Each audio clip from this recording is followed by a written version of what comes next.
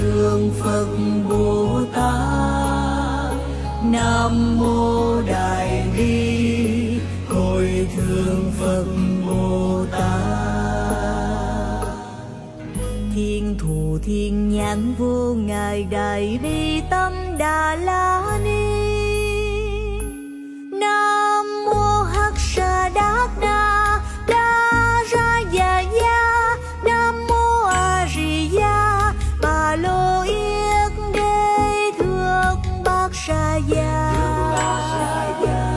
Bồ Đề Tát Đoa Bà Ya Ma Ha Tát Đoa Bà Ya Ma Ha Ca Lô.